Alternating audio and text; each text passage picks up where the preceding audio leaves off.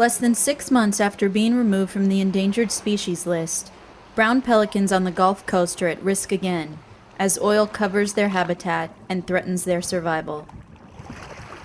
At the Fort Jackson Bird Rehabilitation Center in Burris, Louisiana, wildlife rehabilitators and volunteers are trying to save pelicans rescued from the oily waters.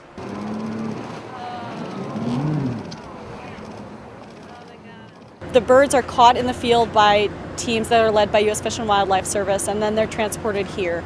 And once they get to this facility, the first thing that they see is the veterinary team. So the veterinarian and her staff give them a full physical. The birds that we're seeing here are more heavily oiled than birds that we've seen in other spills. We're making sure they're not hyperthermic or hypothermic, and we're taking their temperature upon intake. We're looking at blood samples.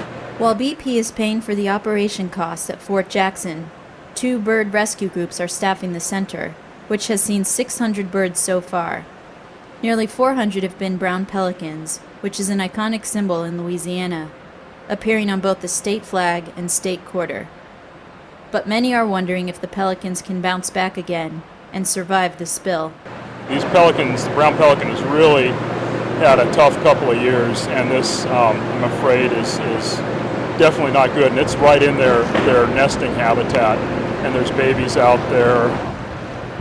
Jay Holcomb, who has worked on oil spill wildlife response for more than 20 years, says the way pelicans feed makes them particularly vulnerable. You know, they fly over, see fish, and they plunge feet into it.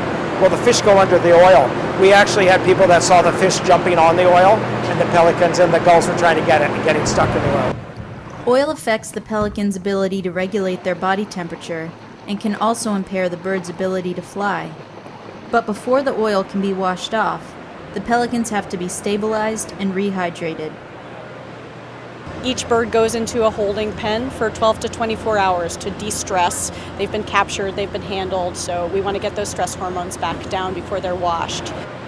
We're pre-treating them with a product called methyl soyate that starts to dissolve the oil. This is a really sticky crude, and it's mixed up with some sediment as well, so it's been difficult to get off. Then there's a wash process that is 4 or 5 tubs of hot soapy water. We do use 104-degree water, which is body temperature of a bird. So the wash, again, is a really stressful time for the bird. It's the most stressful 45 minutes of its life, probably. A 2002 government report suggests that washing oiled birds is ineffective and does not contribute to conservation efforts in the long term. Many wildlife biologists also doubt whether cleaned-up birds will survive after being returned to the wild, and suggest that euthanasia might be more humane. But Holcomb says a significant number will recover. Right now, the survival's really high. You know, it's like 90% or so. The long-term expectation for them is good, but you can never tell till down the road. If they're going to take a long time to rehabilitate, if they have injuries, broken wings, fractures, abscesses, things like that, they are usually euthanized. If they are in good musculoskeletal condition, even if they are emaciated, we can still give them nutrition in order to get them to a place where they can be washed, put outside in pens, and rehabilitated. If we get these birds early enough, the survival rate, especially for a brown pelican, is very, very high. Most of these birds will be re-released into the wild, which we really look forward to. The U.S. Fish and Wildlife Service is handling the release of all rehabilitated birds.